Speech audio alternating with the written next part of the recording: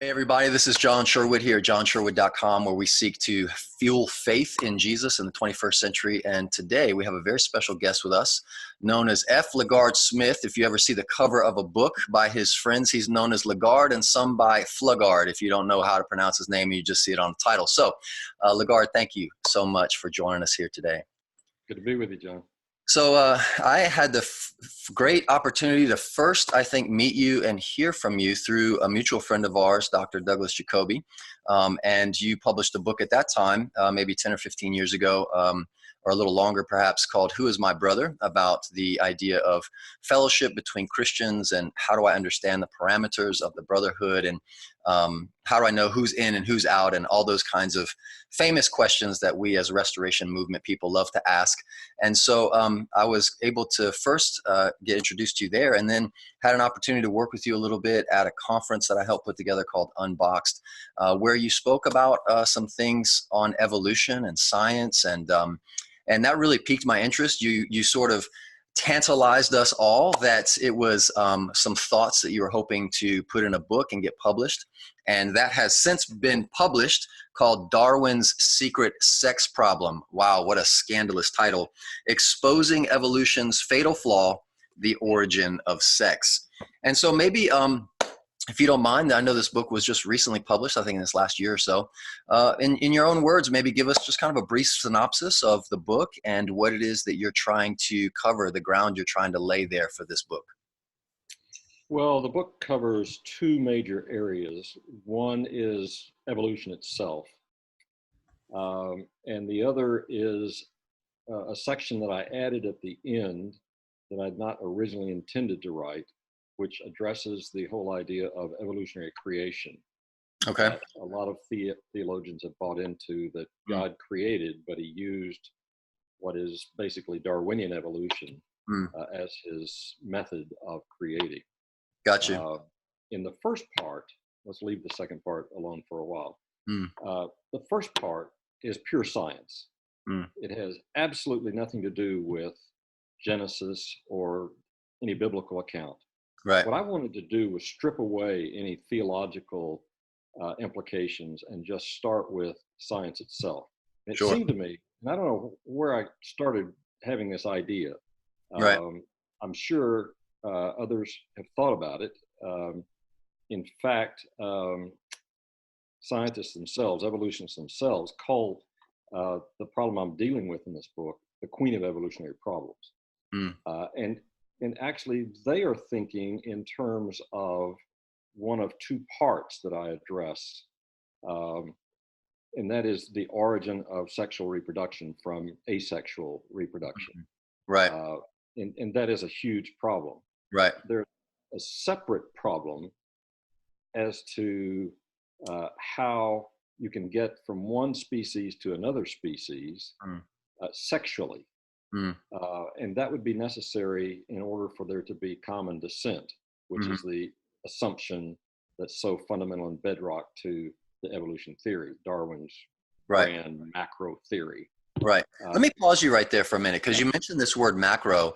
And so I know in the book you talk about, you make this distinction, I believe, between micro and macro evolution, and how oftentimes I think for probably many people who even listen to this and many people in the general public, there is no distinction. And so maybe that distinction is helpful to be made here of what's the difference between microevolution and macroevolution, and how does that fit in with not only your book, but also Darwin and his theories?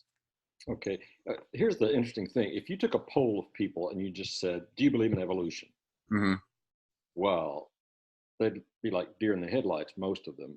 Right. Because anyone who is a believer probably thinks that God created, but that evolution happens. And they're right, of course. So if you say, I don't believe in evolution, if you don't believe in evolution, you're crazy. Because you're just denying the facts. Right. Yeah, but you're crazy because the whole world knows that evolution happens, and it does. Right. It does. Right. Evolution is change. It's adaptation. And species change and they adapt. But apart from sort of little e evolution, which that Right. is, Right. the other question is capital E evolution, from amoeba to man, as it were, from Mm-hmm. microbe to humanity. Mm-hmm. That is the grand Darwinian theory. Mm-hmm. Darwin observed the little e evolution. Mm-hmm. And What we're calling here microevolution, right? yeah, I tried to avoid micro and macro, even though I used it in the opening statement here, sort of. I use bounded and unbounded. Okay. There is bounded evolution, and that's evolution within boundaries that you can have change. Mm-hmm. But the unbounded evolution, which means from the simplest organism to the highest organism, unbounded. Right. That's what Darwin was postulating, moving from the observable to the unobservable. So change happens. Yeah. There is adaptation. There is evolution in that sense. But the real question is, did it move from the smallest organisms to us? That's the real question. Right. And that's where you've got two problems in one relative to sex. And so the one I think is actually easier to explain to people is the second one, before we get back into the first one. The second one, let's just think about it for a minute in the obvious way, that trees can't have sex with humans, birds can't have sex with flowers, etc. Well, by the theory of common descent, all sexual reproduction in all of these species would have come about through one common process. So if you back it up to, well, how did trees first reproduce sexually? How did grass reproduce sexually? How did birds reproduce sexually? And they all do reproduce sexually. We're not the only ones. We humans are not the only ones. Right. So if you back it all the way down, you've got to figure out, how did you get from one major phyla or group of organisms to another that operate completely differently when it comes to sexual reproduction? That's the first thing. And then you've got from amphibian to reptile. Sure. You've got major systems that would have to be turned off before you could turn on the new major system. Right. In the way that they reproduce sexually. Now I'm going to be a little frank here. Hope we can handle this. But yes. For all of those organisms, basically animals that reproduce with penile vaginal reproduction, you just think about it this way: half of a penis and half of a vagina gets you nowhere. It doesn't get you to the very first species using penile vaginal reproductive processes. Right. If you haven't got the equipment all there together at the same time, you don't get to the first generation, much less to the second and third, that leads you to higher and higher species. Right. Now, that seems to me to be really easy to talk about. Right. And so as you're talking about this, what's coming to my mind is, obviously, like you talked about, the question most people get stuck like a deer in headlights is, do you believe in evolution? And so everyone goes, yes, because everyone knows that evolution is true on some level. But as you mentioned, Darwin postulated that what was observable, what you've called the little e evolution, the microevolutions, or bounded evolution, right, where a bird might hit the feathers, might change it to another color, and and there's the beaks might lengthen and smaller, like in the Galapagos Islands. Right, but the bird doesn't become something dramatically different from what it already was. And this idea of postulating, okay, because I'm observing these smaller evolutionary changes, then therefore that must mean that we all came from this one, similar organism, a common descent, as you mentioned. And that is the main popular narrative that I think is understood when we say evolution. When we say evolution, it's the popularized notion of Darwin's postulation that we all came from the same amoeba and some sludge, and we just needed enough time and electricity, and here we all are. And obviously, as you pointed out in your book in great detail, there's some significant fatal gaps in the science of that. But what I want to talk about more so than the science and the gaps therein is what that leads to in our cultural assumptions, especially as Christians in the church, right? How we as Christians navigate in a culture that generally assumes big E evolution. Even though when you start to really dive into it, you realize there's really no scientific logic for this, but it's still generally assumed, right? And so how would you respond to a young person, maybe a student in high school or college, or even a parent like myself, raising young children in a culture that has, as far as I can perceive, just massively bought into the big E unbounded evolutionary narrative about the origins of where man comes from? How might you guide and lead and advise folks in that situation? Well, I would say, first of all, that we need to make a distinction between science and faith um, that allows us to think about origins and implications and alternatives. Origins, implications, and alternatives. Okay. Look, there had to be an origin somewhere. Right. And the facts have to match that understanding with all the other things we know about life. And the implications from it, though, who was it said ideas have consequences? That if in fact the origin that is proposed by Darwin is that we don't need God in the process, that it's a very natural process. And in fact, as much as he refers to the creator in the origin of species, he never believed it. And he was very proud of the fact that he had come up with a system where God was totally unnecessary. But the problem is, if you take God out of the equation, you also take morality out of the equation. And all the kinds of ethics that flow from morality, business ethics, governmental ethics, political ethics, whatever it might be. You take the whole value system out of there. So if there's a chance, unpurposed process that is not determined to go any particular place, and it could go just anywhere it wants, then you have no inherent system of values to go by. And you add to that the kind of catchword of survival of the fittest, for example. And in nature, we don't think anything about it if the fittest kill the weaker forms and move on. Now, Darwin himself, I'm going to be real clear about this. Darwin himself didn't sanction any social implications from his theory. But Adolf Hitler did. Adolf Hitler believed that the Jews were an inferior species. And, you know, extinction is the big word in evolution. We don't mind extinction of perhaps some forms, but we get all excited about this species is becoming extinct, and we raise lots of money to save the soon-to-be extinct species. Well, Hitler took that quite to the contrary with human beings. And that's what explains, in effect, the Holocaust. So if we don't think about the implications from origins, we're pretty blind to what could happen. Now, Let me pause there for a second and make a comment and ask a question.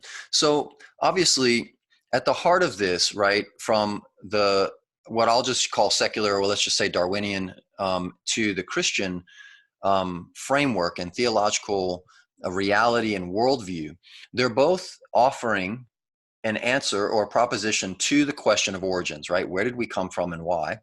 And Darwin is saying it's purely natural. There's no need for God.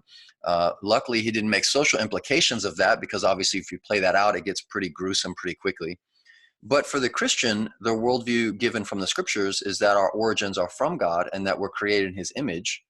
And therefore, it gives us an identity that then flows into things like morality, ethics, why we don't believe that the extinction of a species is inherently neutral. And so these two different worldviews are in conflict with each other at this question point of origin and where do we come from, and what does where we come from mean for us. So my question would be, how do you see these two different answers to this question that are being offered? How do you see them being played out on the world stage, and in particular in our culture in the West? How do you see those different answers being played out and intersecting and conflicting, or even maybe converging with each other? Well, I see, for one thing, a very disturbing exodus of young people from not only traditional churches, but from faith. Mm, And a lot of militant atheism is taking place. I live 5 months a year in England, mm, and over in Western Europe, France, Germany, England, so forth, faith is just going out the window right and left. right. And so what causes this? Well, there could be lots of causes, but from my perspective, it all begins with the beginning, with the origins. Right. If in fact we are the products of a mindless, purposeless, directionless process that does not involve God, then we don't need God. Mm, If we don't need God, then we don't need faith, we don't need church, we don't need any of those trappings. And so we've had now about 3 or 4 generations in public education mm, where the only creation story is the Darwinian story. mm, We can't talk about God in the classroom anymore. mhm. God is basically dead. And Was that the same for you, by the way? Was that already happening in your public education as a young boy? no, it was not. When I was in high school, for example, virtually everybody was a believer in God. We were church people. I grew up in Texas, Oklahoma, and Alabama. So, the South, Sure. not exactly the Bible Belt necessarily, but the South. And Close. we yeah, we did the Pledge of Allegiance. We did, the under God stuff, and prayers in the classroom were fine. But Were you also being taught alongside Darwinian evolutionary origins and theory? Were you also being taught a biblical view of origins simultaneously, or how did that work? no, not in the classroom, not in the public Okay. classroom, because by that time, even in the 1960s, by that time, the only story in the science classroom was evolution. And Right. this is interesting too, that in parochial schools, um, after sort of prayers were banned in the public classroom, parochial schools still had prayers. Mm, That would be the Catholics or the private Christian education. They still had prayers in the classroom, right. but that was in homeroom. But down the Right. hall in the science classroom, they were Right. all being taught evolution. Right. And that ends up trumping anything regarding a prayer that you might start the day with, Right. because that's science, that's fact, Mhm. and you go to church, well, that's faith, Right. but faith versus fact gets caught in the crunch there. So we have all these generations now who've accepted basically the Darwinian story of Right. origins. And if anyone maintains their faith, it's only because of some sentimental value or some deep understanding that, well, we believe there's evolution, but come on, guys, we know that can't be the story. That can't be the case. There's got to be a God. There's got to be an afterlife. There's got to be consequences to how we live in this world. There's still that. Who was it that talked about the cut flower generation? Eldon Trueblood, I think. Mm, That we still have values that are appended to God and to faith and to the mm, Bible and the church and so forth, even though otherwise in the other part of our brain, we don't accept any of that as being really valid. mm, So we're kind of schizophrenic in that sense. But if indeed we are the product of natural selection only, a mm. natural process, and there never was a God, we wouldn't have the values we have today. We would have survival of the fittest. We would have Right. extinction of the Jews if we didn't think they were up to snuff. We would have a culture that has no rules Mm, except survival and you do your own thing. Right. We have the luxury, and atheists even have the luxury of a culture that does have roots in faith Mm. in a And so God. almost as you mentioned that, it's like the atheist actually in our context gets the best of both worlds. You know, they get to have their cake and eat it too. They don't have to believe in God, but they don't live in a society that really acts like that. You know, they're still living in a society with morality and ethics, and they're being treated fairly and being protected, when the atheistic worldview or even a Darwinian worldview of origins doesn't really it doesn't logically conclude in that. So it's almost like you get to have it both ways, you know? Yeah, and if you want to see the other side of the story, you just point to a culture that is completely atheistic, and that's the former Soviet Union, now Russia, Mm, uh, where faith was obliterated. They tried to obliterate faith, uh, mm, giving just a little bit of lip service to the Russian Orthodox Church to maintain loyalty there. But uh, you look at the kind of culture that they have produced out of an atheistic society. You look at all this, the cultures that have tried to denigrate God. You look at Western Europe today, it's spinning apart. You look at the United States today, a almost post-Christian nation, despite all the lip service, mm, and we're tearing ourselves apart. The values that we once had are not biblical values. They are imposed values trying to fill the vacuum of mm, values that are natural, that do come from the Bible. mm, And so let me just say this, that's the real danger mm, of the movement now in the church, and I mean throughout virtually all the churches, of accepting what is known as evolutionary creation. Um, my friend Doug believes mm, in evolutionary creation. He believes that God created, but he mm, did it through a Darwinian process. Well, I'm sorry, but the lawyer mind in me says uh, that's an oxymoron. You cannot simultaneously have a natural process that's unguided and purposed toward no particular end, and simultaneously a supernatural process in which God's finger somehow, some way, is influencing the outcome toward a particular end result.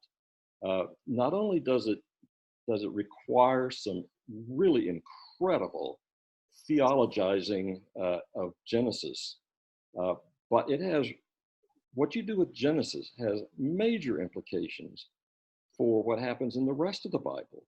And you mm, start having to play games. Oh, what a tangle web we weave once you do that, because you've got genealogies that assume an Adam and Eve. You've got Paul referring doctrinal bases when he talks about the man was created before the woman and so forth.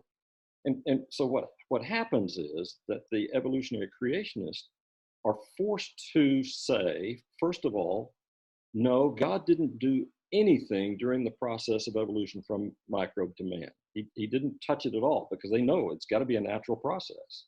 And they say it could have ended up without human beings. But now that we're here, and because we want to think that we are made in the image of God, and to think that we have a soul that survives to an afterlife, then suddenly all sorts of theories come in as to when and how God, at the last minute, when you had near humans but not humans, mm. stamps his image on these near humans, and they suddenly become humans like we know, with all the values and spiritual aspects and so forth that we want to believe in. Well, I'm sorry, it just doesn't work. You can't have God intervene at that point into beings that you've already said, had anything gone differently in the process of natural evolution, we wouldn't even be here for God to give us souls. Mm. So it just doesn't work. I'm sorry, Right. Do but you I have think no that opinions about this. none at all? I can tell. Yes. And so I'm imagining that there probably will be quite a few people who are hearing this for the first time, and this could be perhaps a bit rattling. And so, what might you offer to help someone navigate through some of these, disturbances in a foundational understanding of the question of origins, as well as the questions of science? Because even as you said earlier in this discussion, you said that evolution is true. there is a level of evolution that is absolutely scientifically proven and able to be observed and replicated, and so we consider that to be true. So how can we, on one hand, view a level of evolution as true, and also how can we, at the same time, view the creation narrative of the scriptures and our identity and origins coming from God and being His image bearers? How can those two simultaneously and concurrently exist in the mind of the believer, especially the person who's not doing great scholarship or research in any of this? Yeah. First of all, what I would say is forget the Bible, forget Genesis, forget that story. Just for a moment, lay it to the side. Don't even think about that. Go back and think about evolution as to whether it is a viable theory itself. Okay, now we know things change. We know there's evolution within species. There's adaptation, etc. We've covered that. What we need to do next is to ask ourselves, would it have been possible to move from asexual to sexual? And ask very simple questions. Wouldn't you need evolution to provide simultaneously the very first ever female, the very first ever male of whatever organism, however tiny, insignificant, and simple? The very first male and the very first female, wouldn't you have to have each of those to get sexual reproduction? Then, wouldn't they have to have that developed simultaneously? And wouldn't they have to move from, now high school kids will be familiar with this, from mitosis, which is simply copy, copy, copy, to meiosis, which is a mix and match between the male and the female, producing a unique offspring. I mean, there's a gap there that evolution could not fill because it has to happen in a single generation. Otherwise, you don't get to the next generation. And that's the origin of sex. It's just a simple question. How do you get a male and female simultaneously with all the bells and whistles they need to move on to the second generation of sexually reproducing? Okay, so just ask that simple question. And light bulbs go on. When I ask that question, people have never thought about that. Yeah, you need a male and a female. And what's interesting is when you jump back over to the Bible, by the way, it says God made them, male and female made he them. Well, that solves that problem. Right. But that's the Bible. So again, shove it off the table for a minute.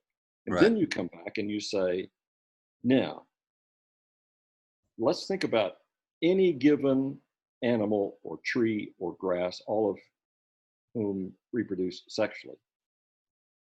What happened between that species and the immediately preceding species, according to the theory that one led to the other? If they don't, you know how we define a species, John? We define a species, and Darwin himself says this, we define a species most by how they reproduce. There are millions of species out there, and they each reproduce uniquely. It's not mix and match. They have different chromosomes. They have different transmission mechanisms. They don't all use penises and vaginas.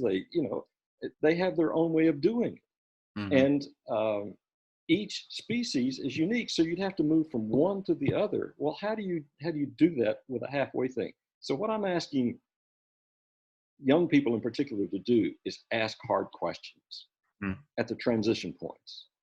Don't give me, the train traveling fast. Give me details. How would it have possibly happened from a mechanistic standpoint? How do you move from A to B? And then there's an analogy that I find helpful. And that is what I call the police radar analogy. The police radar analogy. Okay, so the police are sitting at the side of the road, and they're radaring everybody that's going by. And some car goes by and it's doing 90 miles an hour. Now, logically, what could you possibly say about where the driver of that car was the previous hour? 90 miles away. It was 90 miles away. Right. But do any of us think that he was driving 90 miles an hour for an hour from some distance 90 miles away? No. We all understand. He probably came on the highway 5 miles back down the road, kicked it up to 90, and he got caught by the radar. So is it logical to believe that he was 90 miles away an hour ago? Yes. Yes, that's logical. But is it likely? No, it's not likely. What Darwin did was to observe, as it were, 90 miles an hour and say, it was an hour ago, it was 90 miles away. So his logic is impeccable in a way. Right. It's just wrong. It's just wrong. And so that's a unique distinction that I think bears, reiterating. And this is what you're talking about with Darwin's secret sex problem, is that, and to do, I guess, a play on words here, is that part of what's so sexy and appealing about Darwin's theory is that it is so logically sound, but it's just highly unlikely. And I think that sends the message with the 90-mile-an-hour radar police analogy that, yes, it's logical to say that could have happened, but it's unlikely because there are all these gaps that would never have allowed that to happen. But there's an appeal to Darwin's logic, and perhaps that's part of what has helped the big E evolutionary narrative become so popularized. So as we get ready to wrap up here, what do you think would be the best course of action for a person in the audience hearing this, and maybe they're part of the population that is like a deer in the headlights when they get asked the question that you posed earlier, and they're listening to this and they perhaps feel maybe even more confused than they were before. They're even more frozen in these headlights. What would be kind of the first step that you would recommend someone to take? A walk. A walk. Okay. Take a walk. Take a walk. Just take a walk and look around you and say, I don't know anything. I don't know diddly squat about science. But I'm someone who can reason and I can think.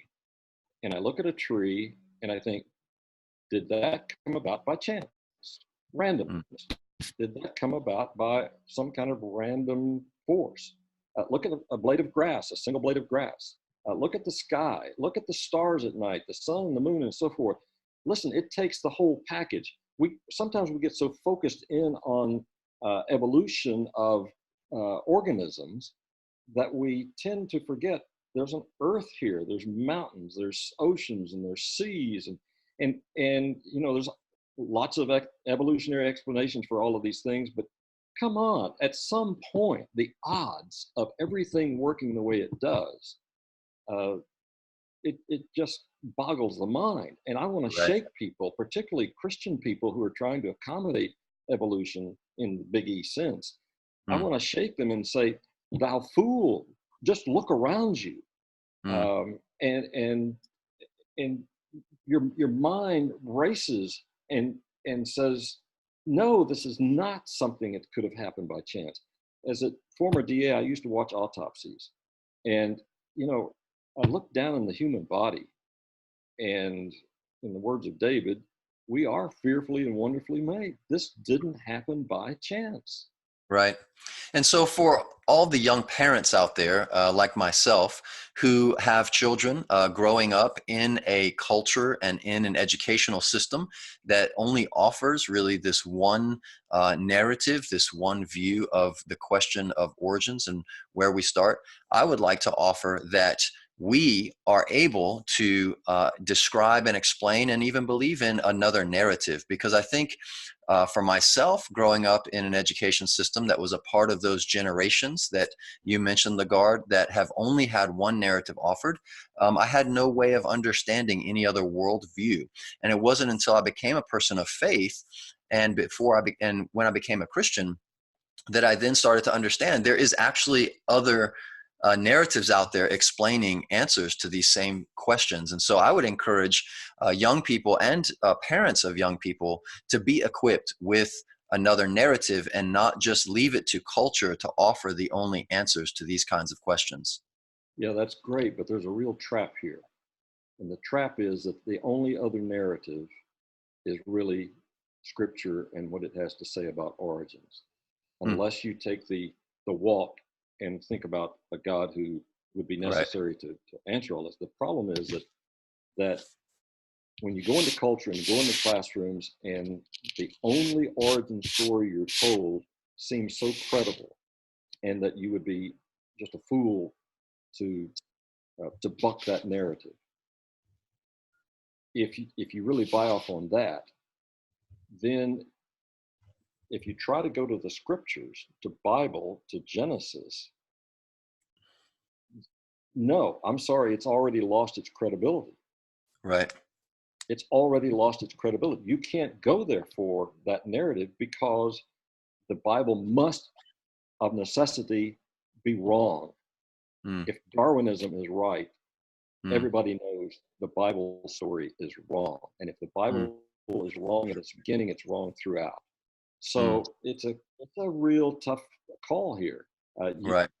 I think we need, as believers, as Christians, to rely a whole lot less on the scripture, because if you start with scripture to people who who do not believe that scripture is valid because it talks about God, a God that's not needed because we have evolution, it's a non-starter.